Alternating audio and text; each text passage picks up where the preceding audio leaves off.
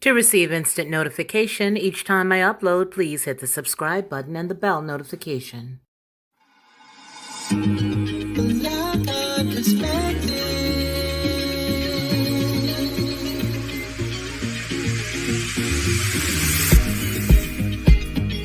Helping you along the way.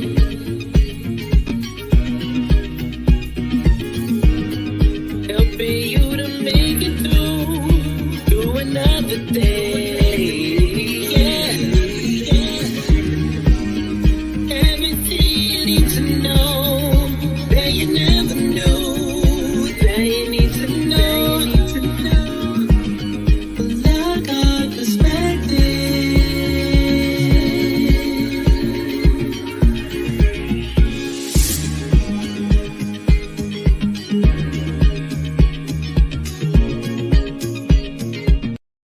Well, good afternoon. It is Felicia Lockhart. This is the Lockhart Perspective, and the day is April 15th, 2021, and it is Thursday. And just wanted to come on here right quick and share with you some information that I found pretty interesting. And it is a little bit of our news bag. So we're going to give the props where they are due, and it comes from none other than Justice Thomas's thought experiment on novel issues with social media and free speech. Now, this story is the Daily Signal, and it was done April the 8th, and it's a really nice commentary, and I thought that we'd go on ahead and share it. There is Judge Thomas. And on April 5th, the Supreme Court declined to hear Biden versus Knight, a case involving the First Amendment and digital platforms. Justice Clarence Thomas agreed with the court's decision, but wrote a concurring opinion to highlight what he considers to be the difficulties of, quote, applying old doctrines to new digital platforms, end quote. The case was originally brought against then President Donald Trump after he blocked several users from his Twitter account. Those users sued, arguing that the president's Twitter account was a, quote, public forum, and that the president violated the First Amendment by excluding the users from it. The Second U.S. Circuit Court of Appeals agreed. The opinion was groundbreaking because, as Thomas explained, it applied old doctrines developed by Physical Spaces to the new online public forums. When Trump left office, the case became moot, so the Supreme Court dismissed it. Thomas took the opportunity, however, to highlight some of the legal difficulties that the courts will continue to face as they are asked to apply existing First Amendment doctrines to new digital arenas. Thomas's opinion has no effect on the outcome of this particular case, since he agreed that the case should be dismissed as moot. Accordingly, the best way to read it is as a thought experiment to wrestle with what Thomas thinks are novel issues and invite legal scholars to join in. And that's a common practice by the justices. Justice Neil Gorsuch, in particular, is well known for that. His opinion is not contrary to some, they consider them hysterical pundits. The author of this piece does, an assault on the First Amendment or social media companies. Consider how Thomas begins his opinion. He noted that the Second Circuit's opinion did not sit well with the Supreme Court's precedents or with his own views of those precedents. He called it odd to say that a Twitter account is a public forum when a private company retains ultimate control over it, and he noted that the public forums are consistently described as government-controlled spaces, which is not a label easily applied to a Twitter account. He also appeared to reject the outright idea that a social media company could violate the First Amendment by censoring someone.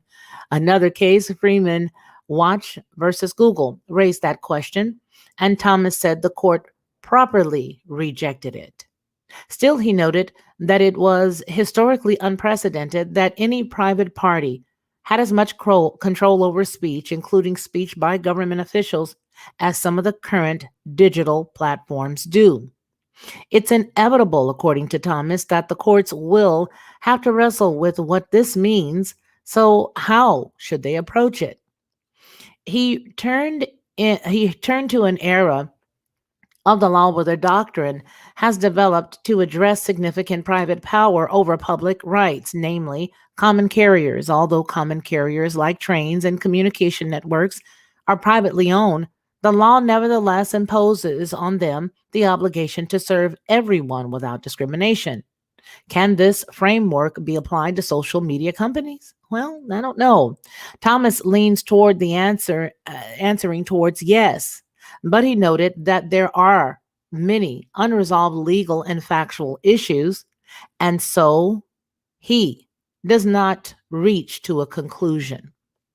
As he sees it, there are many reasons why a common carrier approach does not fit well, such as social platforms not being natural monopolies and there having market competition. Well, not when you, and this is me saying this, not when you consider how many companies some of the major companies in social media own. But having said that, let's continue with the story. On the one hand, Thomas reasoned digital platforms like communication networks carrying information from one user to another, they also hold themselves out as organizations that focus on distributing the speech of the public, of the broader public, end quote. Moreover, he continued, dominant internet platforms such as Facebook, Amazon, and Google have, because of their market power, quote, enormous control over speech, such that the alternatives are not comparable. But on the first hand, Thomas noted that social media companies have their own First Amendment interests, although historically those interests were subject to regulation. What's more, not all digital platforms have market power, and there is an ongoing scholarly debate about whether market power is necessary for something to be a common carrier. He then turned his attention to potential legislative developments. Even if digital platforms are not common carriers, it is possible that Congress or state legislatures could regulate them like places of public accommodation. Thomas wrote that, like traditional places of public accommodation, digital platforms provide, quote, entertainment and other services to the public, but noted that there's a split among the circuit courts about whether that applies to anything other than physical locations. Still, all of the questions remained unsettled, and Thomas acknowledged no clear answers. He said the aim should be to, quote, ensure that speech is not smothered, end quote, as we consider the continuing, quote, interesting and important questions of whether power matters for purposes of the First Amendment and the extent to which that power could lawfully be modified. So I don't know what you, the one or two folks that are gathered here with me today, are listening or saying, hey, howdy there, Mr. Leslie. It's good to see you. And so, yeah, so you never really know, right? What do you think? I don't know, because here's the deal for me. When I look at the whole entire thing, it does appear that it's sort of like a mixed pot, depending on the platform. One part of the platform likes a certain type of folks, and another platform likes another type of folks. And no matter what or who you are going to go through some stuff. You really are, because it depends on the platform you're on. Some are saying you can say things, some are not saying it. But here's what I really feel. I feel that there is a double standard only because of the fact that they're able to use the term a private company making their own decisions. And then on the other hand, you see individuals suing or being sued or being blocked. It just, to me, just doesn't seem to make any good sense at all. Hello, Anthony Van Zandt. Welcome, sir. So very pleased to see you. So we've done that story with the Justice Thomas, and it's going to, and I do appreciate the fact that he so eloquently said, hey, look, we're applying old rules to this new situation. We're applying the world that was not connected by air. Basically saying, those of us who were reading and just physically touching books, holding books, and people face to face and going in and out of places, these laws were created at that time. These laws were not created at a time where you really couldn't even see the person. And I also find it sort of odd that anybody would sue anyone over blocking them, which is that person's option to do on any platform, right? I mean, I know people who recently blocked me. Somebody I thought was a friend literally blocked me on their phone, but that's their right. I've blocked people. It is your right to block somebody. So if you are literally on the internet and that person blocks you, you've got that right. You've got that right. And so for someone to go out and sue the president, that was far reaching, especially considering the fact that that entire platform zapped him, took him right out, right? And unlike the friends that do the things that they do, you still have to love those friends or those people. But in this case, these are strangers. This is a stranger. You don't even know him. You think you know him because, people voted for him or you saw him up in the public eye. And so now because he blocked you, you don't want to, you just want to get something from the situation. But what were you getting? Because if you had one, what precedents would you be setting? That's a good question. Now, I'm not sure if you guys know that the CDC, the good old CDC, came out with some information today, and it was pretty interesting at best. I wanted to share that with you guys, and I think that I will right now. I was going to go ahead and do another video altogether, but I'm not. I just want you all to see this because it's important. We already know that the CDC loves us and that they take good care of us and they want everything to be good, right? Okay. So we're going to look at the story because the CDC did come out today, and this is something that they have stated. And I think that it's pretty important, especially for all Americans. So with that in mind, the CDC states that 5,800 fully vaccinated Americans have contracted the C19, and there are 74 that have perished. The CDC says that some 5,800 Americans contracted COVID-19 despite being fully vaccinated against the virus that causes it. Federal officials from the CDC said today, Thursday, April 15th, 2021. The Americans got the virus, which causes the COVID-19, despite getting 2 shots of Pfizer, Moderna, or a single shot of Johnson & Johnson vaccine. And the Centers for Disease Control and Prevention said that to this publication via email. The 5,800 fully vaccinated people were confirmed as so-called breakthrough cases. Nearly 400 required treatment at hospitals and 74 have perished. A little over 40% of the infections were in people 60 years of age or older, and 65% were female. A state-by-state breakdown was not available, and the figures were for cases through April the 15th. More than 78 million people have been fully vaccinated in the United States as of April the 5th. To date, no unexpected patterns have been identified in case demographics or vaccine characteristics, said the CDC. And the C19 viruses are effective vaccines, the C19 vaccines are effective and are a critical tool to bring the pandemic under control, and all of the available vaccines have been proven effective at preventing severe disease and hospitalizations, as well as death. However, like is seen with other vaccines, we expect thousands of vaccine breakthrough cases will occur even though the vaccine is working as expected, end quote. And that came from the CDC's director, Rochelle Walensky.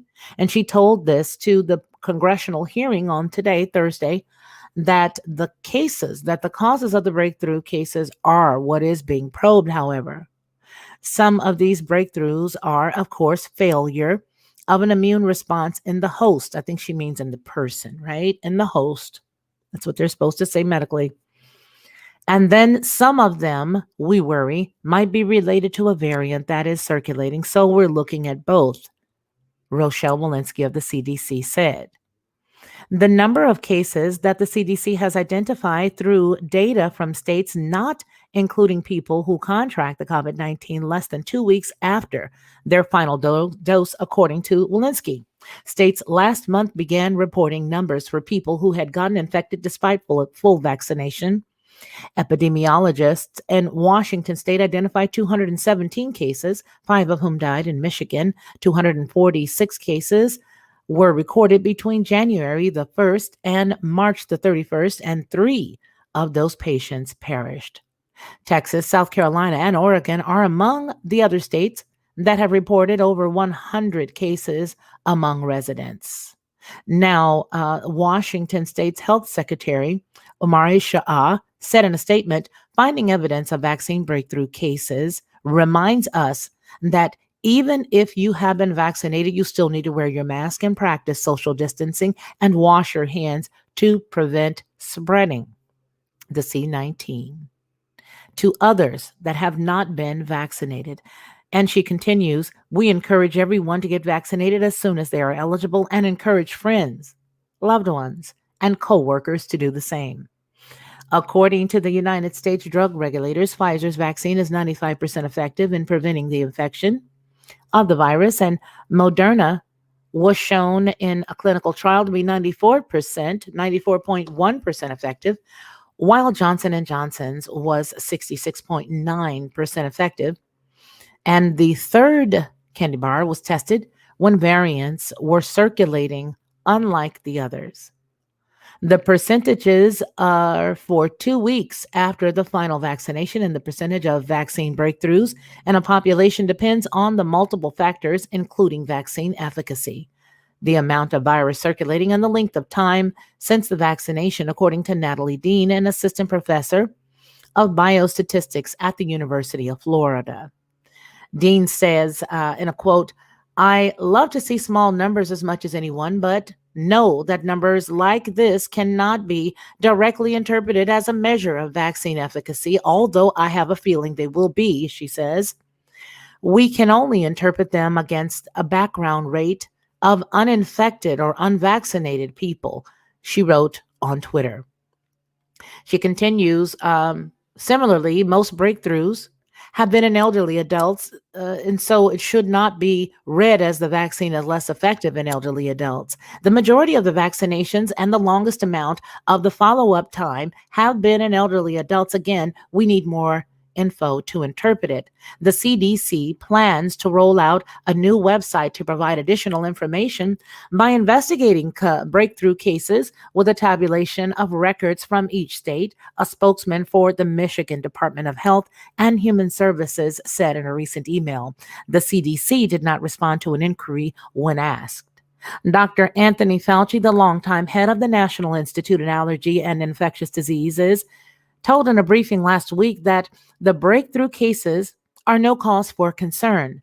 He states, quote, I think the important thing is to look at what the denominator of vaccine people is, because it is very likely, and what we're hearing, at least indirectly, and we're certainly going to be confirming that number of individuals who were breakthrough infections is not at all incompatible with a 90+% vaccine efficacy, he said. So, he continues, I don't think that there needs to be a concern about any shift or change in efficacy of the vaccine.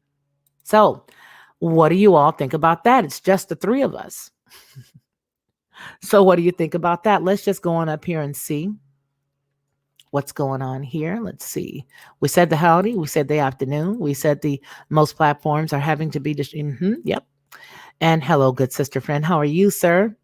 Net sum results. Rotten fruit from rotten roots. Google is protected from lawsuits like the Candy Bar Corps. Yet, when they delete or alter material, it then makes them the publisher and an essential service, yet they've avoided being held accountable. And that seems to be the growing theme, I would imagine, right now, right?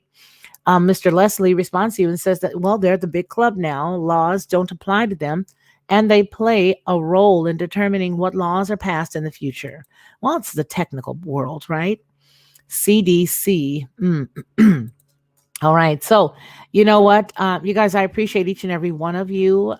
We are being very suppressed right now. And so I hope that you guys will continue to keep my arms lifted up and keep me in faith and keep me in your prayers and your thoughts because of the suppression of this particular channel. And I have to be honest and say that it is and it has been. And so, yeah, let's just see what goes on. But just in case you guys are interested, as usual, I have to continue to drive home those other areas that you can find me on. You can definitely find me there on, let's see, we're on Patreon. We're also on BitChute. We're on Brighteon. We're on 6 different platforms for the podcast. So you can look at Anchor, and then you can follow Anchor all around. We're also on WordPress. And so there are a lot of things that are there.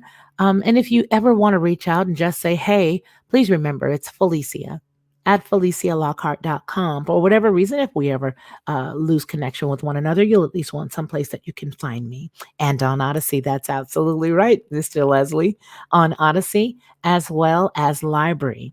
And so let's see, Throne, Pure Spirit. Oh, I love you so much, Anthony. Your emails, your daily emails are such a blessing to me. The information that you share is just so powerful and just a really good thing. And so I appreciate you and your support. It does make you get a little down sometimes. However, I sort of have this feeling that even though they're snatching the subs away, and even though, they're suppressing where you get like maybe 2 people in a live now or 4 people in a live right now, I just feel like something good is on the way. I don't know what, and I don't know when, but I do feel that in my heart of hearts. And I know that our Father in heaven has taken such good care of me over these years. I really don't fear any human beings. I just think it's quite comical. But and well, I shouldn't say comical, because there are certain people around me that don't find it comical. They're like, you quit your job for this. You quit your job for this. And they don't necessarily see what I see. And I do see some potential there. And so I just felt that it was best to just go on ahead and pursue it. Right. So with that said, I do appreciate each and every one of you. Thank you so very much for tuning in. And if you have the opportunity to share any of these, please do share it out to any of your family or friends, folks who may not have heard about the channel. Maybe somebody would like to come on in and listen to what we've got going on over here. And if they don't hear, perhaps they would like to go on one of the other networks and check us out there. I do appreciate your time, each and every one of y'all. And I hope you guys have a super duper day. We'll be back for a later evening, having a little bit more news as those become available. And as the news breaks, we'll try to go ahead and make sure that we come right here. So you may want to check us here again at around 9 o'clock this evening, if you're awake. And 9 o'clock is central for us here in Alabama. Okay, you guys, take care and have a super night. Thanks so much.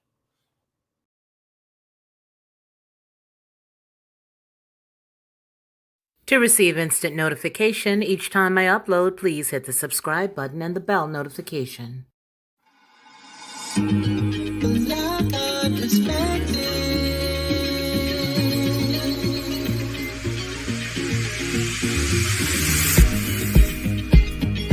Helping you along the way,